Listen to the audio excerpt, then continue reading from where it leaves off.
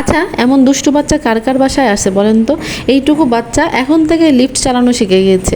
সে যদিও নাগাল পায় না, তারপরেও তার লিফটের বাটনটা টিপতেই হবে এবং লিফট আসলে সে হা করে লিফটের দিকে তাকিয়ে থাকে।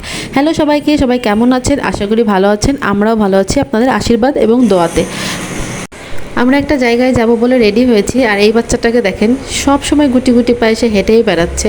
তো আমরা বেরিয়ে পড়েছি, আসলে যাচ্ছি হচ্ছে ইস্কন মন্দিরে। ইস্কন মন্দিরটা আমাদের বাসা থেকে 5 মিনিটের হাঁটা রাস্তা। চিটাগাঙের প্রবর্তক মন্দিরে যে ইস্কন মন্দিরটা আছে আমরা ওখানেই যাচ্ছি। যেহেতু এত কাছে আমরা প্রায়ই যাই, তো দেখলাম একদম সন্ধ্যা আরতির সময় এসছি, কেবলই প্রদীপটা দিয়েছিলাম। আমার এত ভালো লেগেছে যে আমরা আরতিটা পেয়েছিলাম। তো এরপরে এখানে গেলাম। রিয়ানা দেখছি এখন ঠাকুর দেখলেই প্রণাম করে, জানি না ও কী বুঝে, হয়তো আমাদের কাছ থেকে দেখেছে, ওখান থেকে হয়তো শিখেছে। আর এটা হচ্ছে বজরংবলীর মূর্তি। আচ্ছা, কে কে বজরংবলীর ভক্ত? আমার তো খুবই ভালো লাগে। আর এটা হচ্ছে ইস্কন মন্দিরের বাইরের ভিউটা, এটা আসলে অনেক ভালো লাগে। আর চাঁদটা কি সুন্দর লাগছে না?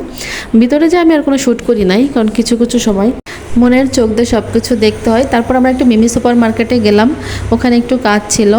তারপরে লিয়ানার বাবা বললো তার নাকি খুব জুস টাইপের ঠান্ডা কিছু খেতে ইচ্ছে করছে।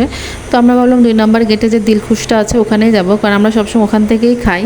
ওইখানের জুসগুলো আমার এত ভালো লাগে, এতগুলো দোকান থাকতেও আমার ওই দিলখুশের জুসটাই ভালো লাগে। আচ্ছা, কে কে এখানে গিয়েছেন? চিটাগাঙের কারা আছেন? যদি না গিয়ে থাকবেন তাহলে অবশ্যই একবার ট্রাই করবেন, ওদের জুসটা আসলে ভালো হয়। তো এখানে কি অর্ডার করবো, অলওয়েজ আমার আর লিয়ানার বাবার মধ্যে শুরু হয় বাকবিতণ্ডা। তো ফাইনালি আমি নিয়েছিলাম একটা মিন্ট লেমন, যেটা আমি সবসময় নিই। আর ওর বাবা বিভিন্ন জিনিস ট্রাই করে, তো দেখলাম একটা চকলেট টাইপের কিছু একটা নিয়েছে, নাকি ভালো ছিল সে বলেছে, যদিও এখন না ভালো বলে তো আর উপায় নেই। তো এই ছিল আমাদের ড্রিঙ্কস। ভালোই কেটেছে সন্ধ্যাটা। সবাই ভালো থাকবেন, আমাদের জন্য আশীর্বাদ করবেন।